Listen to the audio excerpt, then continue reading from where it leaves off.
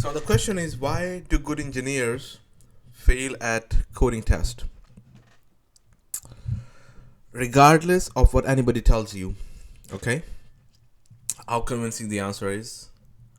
The fact of the matter is that the great programmers, whoever they are, and how great, I don't know how great they are, they just can't be asked to study whatever is required for the coding test.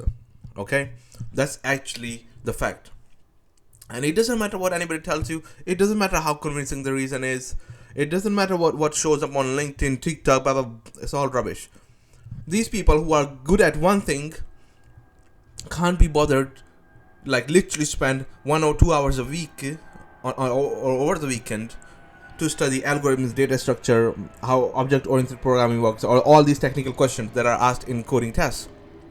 They just can't be asked. They will go online, they'll fight with people, they'll find time to write content, they'll find time to work on hobby projects. But when it comes to coding exercises, they just hate. Why is that? It hurts their ego, And to tell you the truth, I'm not gonna sit here and act like I'm way better than these people. I'm not gonna act like that. But the fact of the matter is, I used to think the same way. Like, if I can build this whole website from A to Z, if I can literally easily integrate into the team and I can work there, my ass off and make big contributions, write decent code, be involved in the team, attend the meetings and all that stuff. I can do all that, write bug-free code, join a new company and just hit the ground running. If I can do all that, why do I need to study algorithms, data structure, and all these things, technical exercise? Why do I need to bother with that? Why do you just let me in, man?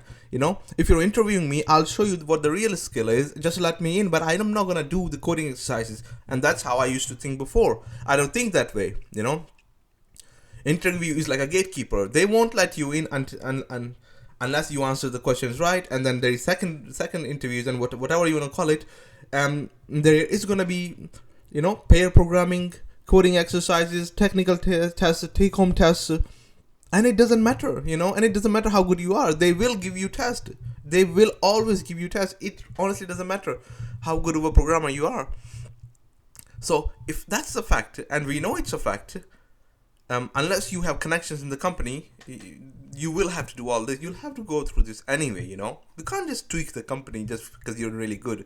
You can't just bend the rules. It doesn't work that way. At least most of the part, it doesn't work that way. So if that's true, why can't these people just bother to spend some time? I literally heard this on LinkedIn a while back, that somebody created a library and that Microsoft relies on. So hear me carefully. This person created a library that Microsoft uses and relies on heavily for their development. Okay, fine. Then this person becomes unemployed and wants to work for Microsoft. Okay, so they apply for the job.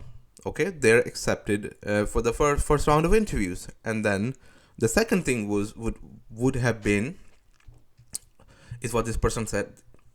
The second that was going to be is the coding test, technical exercise, and this person gets all but hurt. No, but why? You literally use the library that I created, and you still want me to go through this whole thing? Well, yeah, duh. You can't just bend the rule just because somebody uses something you created. Doesn't mean they're gonna just ignore the whole process. You have to go through the task. You have to do the stuff. And if you're so good, you should be able to do these things anyway. Coding tests, practical exercises, these are the easy part. The actual job is the difficult part, okay? And some people look at it other way around, but no, that's not true. The coding part seems hard to you because you don't practice for coding exercises, and that's true. And if you're somebody who's watching this video, stop following people like this.